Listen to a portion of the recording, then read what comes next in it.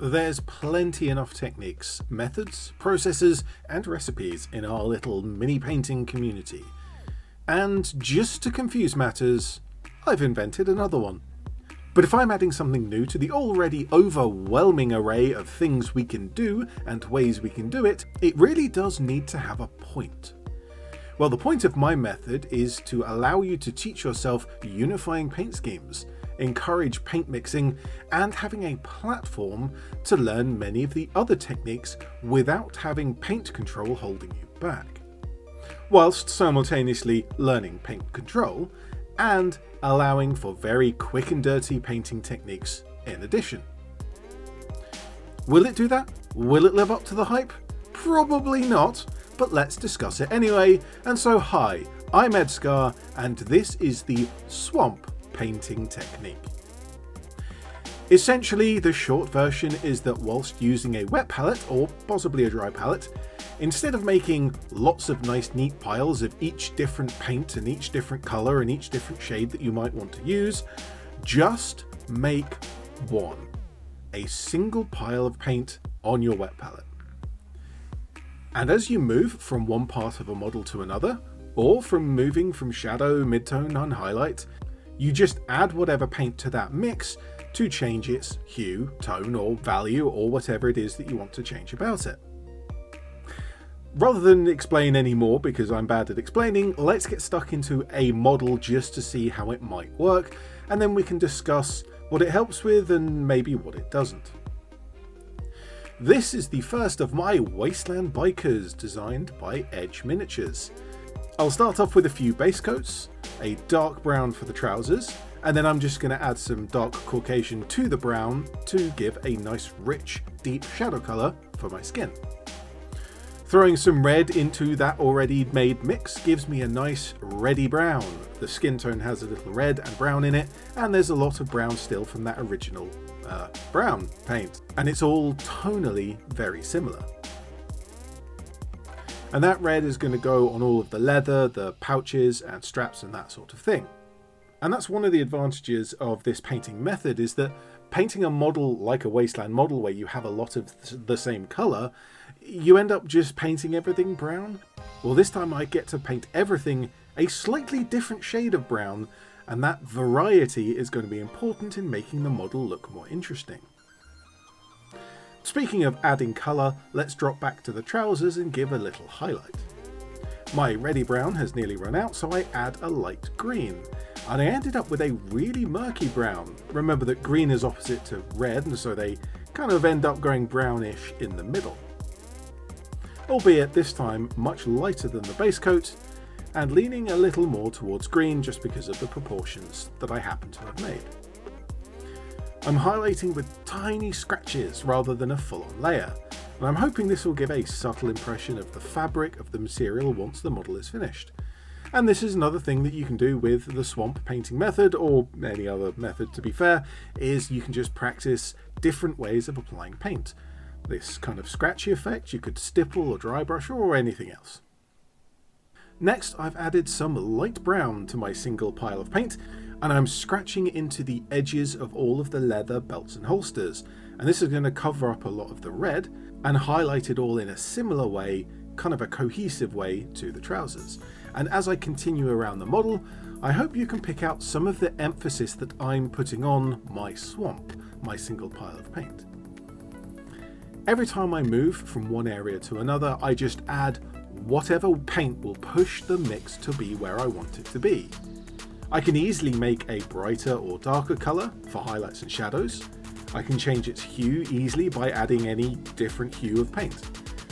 But it also drags along whatever pigments were in the previous parts of the model.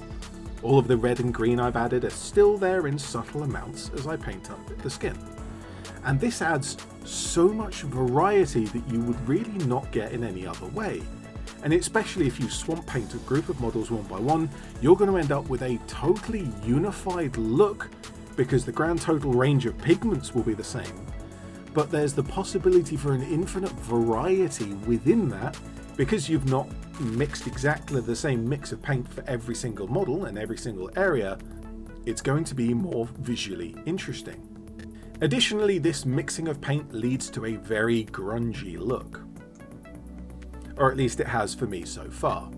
By mixing more pigments together than you usually would, you can get a post-apocalyptic, kind of wasteland, grimdark even, and other types of gritty themes to really look the part. I can just pick out a bunch of highlights, and I'm still going to use the swamp, but I really don't need to fix all that much. And that's one point that I'd certainly want to point out.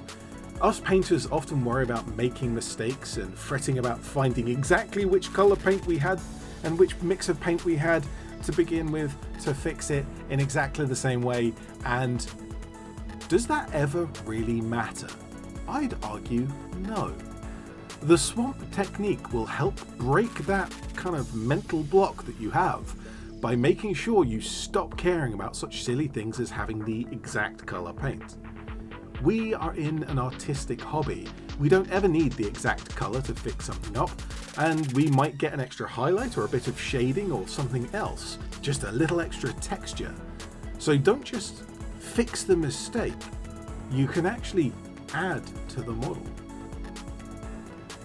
Given that I'm in a grungy painting mood, I've grabbed a Stargrave Stalker model that I made a few videos ago, and I'm going to give this a really quick 20-minute paint job. Minimum effort. Let's see what I can do with the swamp. And I'm actually going to bring in another quite fancy technique that really isn't necessarily for this model, but I want to kind of show it off and how the swamp works quite well for it. It is called the mother colour, and essentially it means you pick one paint to paint the entire model, but you mix different coloured paints into it as you go through each section of the model. And unfortunately, again, I'm going to talk with brown, and that's going to be my mother colour. And so I add brown and some green to my single pile of paint, and I mix that together and paint the trousers. I then add a bit more brown to make sure that the brown is dominant, and add a little purple, and that kind of purple mix goes on all of the tack gear, the armour, belts, all of that kind of stuff. I'm guessing this guy was a paintballer before he went to the zone. Again, I added some more brown to ensure that the mother colour is maintained, and I added some blue. This time, the blue completely overpowers everything else, but there is just that hint of the brown still in there because of my swamp and because I've added so much of it over the previous parts of the model.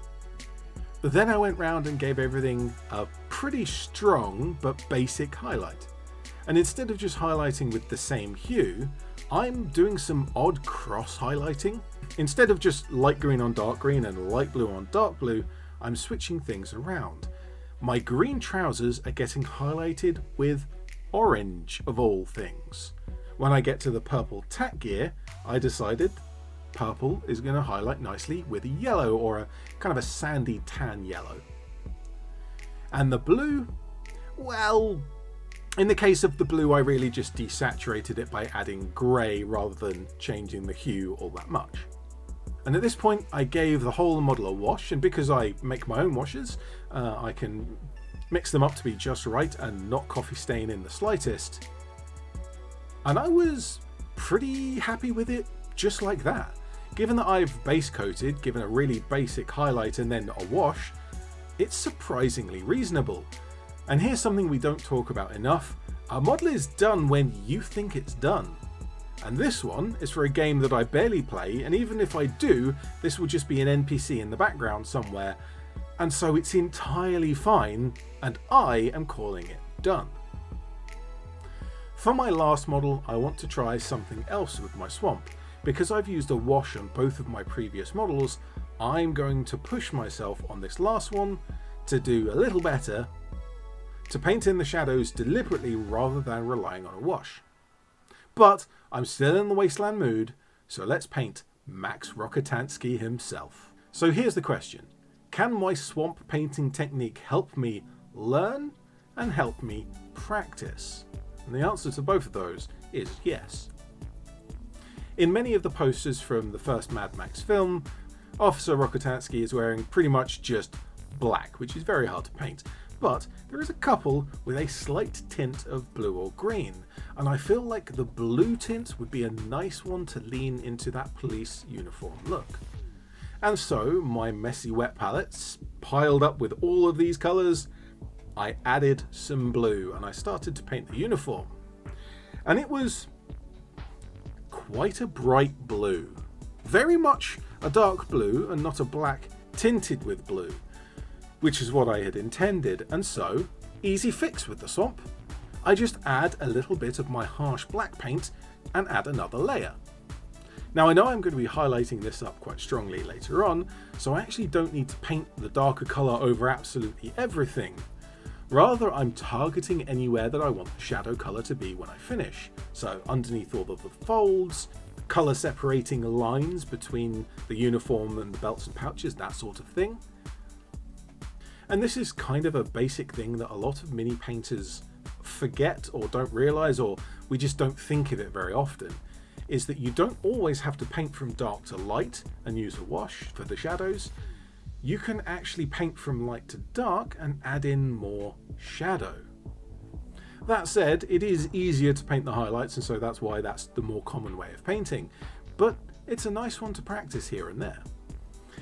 And when I get that done, I add some grey into my swamp and I highlight up the uniform before moving on to the straps and belts. And I'm not going to bore you with every last thing for this model as well. Just to be clear, I'm adding paints to my swamp for highlighting or to change the hue as I go into a different area or to add a shade. Nothing is holding me back here because I don't really need perfection. That's not what I'm after. In fact, perfection is a detriment to this model. I want the grungy mixed paints, the too many pigments mixed in, adding to the gritty feeling of this model. For the future, I really want to test the swamp out in a few different ways.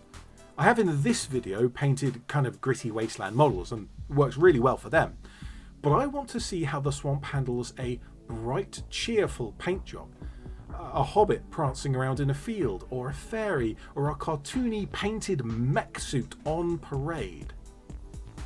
I also really want to try it in a batch paint, and whilst I do still hate batch painting, I want to see how the swamp handles batch painting, mixing up larger blobs of particular paints, keeping the swamp going for 5 to 10 models rather than just one at a time, and seeing how the hues and colours and tones vary over 5 to 10 models.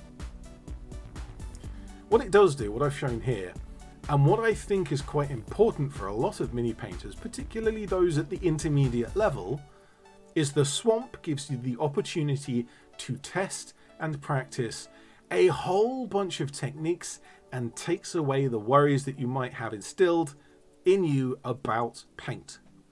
About the hue, about the highlight, and about the order that you must legally put paint on any given model. Instead of worrying about the exact shade that you might want, just chuck some blue and see where it takes you. Chuck in some black, some green, some grey, just to have one that feels right. The swamp calls to you. And, well, my models are done and my swamp is a total mess.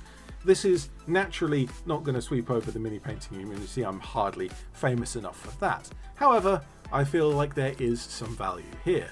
Let me know in the comment section below if this is a technique that you find even remotely interesting, if you think it's completely silly, or if maybe you want to try it out. And if you do try it out, let me know how you get on. And I'm certain there is more to this, and so this is a technique that I want to kind of practice further. And even if it's just something that I drivel on about whilst everyone else rolls their eyes, just like my painting handle, I'm gonna see where it goes in future videos. As a side note, I couldn't find the digital sculptor who made the Max Rockatansky model. If I find out who that is, or if someone can tell me, I'll put that in the description below. But for now, there's a few models painted up using the swamp and a variety of other techniques combined to make some really cool wasteland schemes. I'm ED-SKaR, always will be, and thank you very much for watching.